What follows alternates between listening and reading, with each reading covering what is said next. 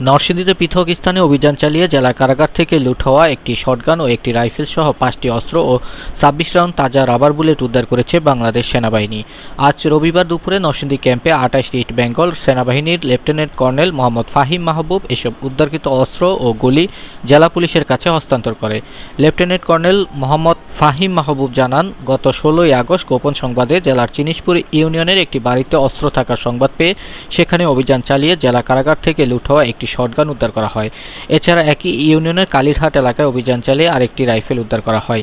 একই সাথে গত 8ই আগস্ট শহরের বড়বাজার এলাকায় একটি পরিত্যক্ত বাড়িতে অভিযান চালিয়ে 26টি রাবার বুলেট উদ্ধার করা হয়। অন্যদিকে গত 11ই আগস্ট রায়পুর উপজেলার মেথিকান্দা গ্রামে একদল ডাকাতকে ধাওয়া দিয়ে তাদের ফেলে যাওয়া 3টি একনলা বন্দুক উদ্ধার করা হয়। এসব উদ্ধারকৃত অস্ত্র ও গোলাবারুদ উদ্ধারের কাউকে গ্রেপ্তার করা যায়নি। পরে অস্ত্র ও গোলাবারুদগুলো জেলা পুলিশের পক্ষ থেকে সদর মডেল থানার অফিসার ইনচার্জ তানবীর আহমেদ গ্রহণ করেন।